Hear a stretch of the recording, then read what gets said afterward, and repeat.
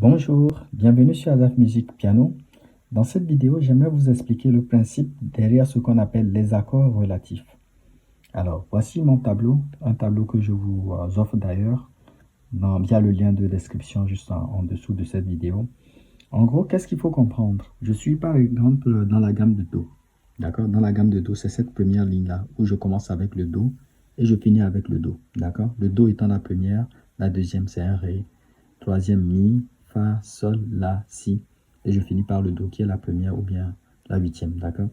Alors, qu'est-ce qu'on doit comprendre avec le principe des accords relatifs? Pour trouver un accord relatif, c'est très simple. Par exemple, si on me dit c'est quoi l'accord relatif de Do? Je vais simplement compter, arriver jusqu'à la sixième.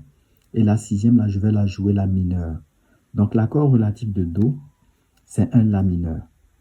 D'accord? De la même manière, lorsqu'on me demande l'accord relatif de Ré, je vais simplement dans la gamme de Ré. La gamme de Ré, c'est toute cette ligne-là. Je regarde là où il y a le Ré. Quelle est la sixième note?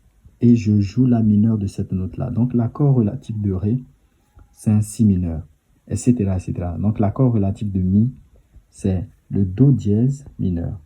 Ok, donc c'est comme ça qu'il faut déterminer les accords relatifs.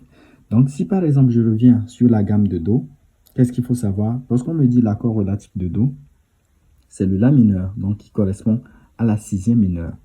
Ok, l'accord relatif de Do, c'est un La mineur, sixième mineur, qui s'écrit encore en anglais AM.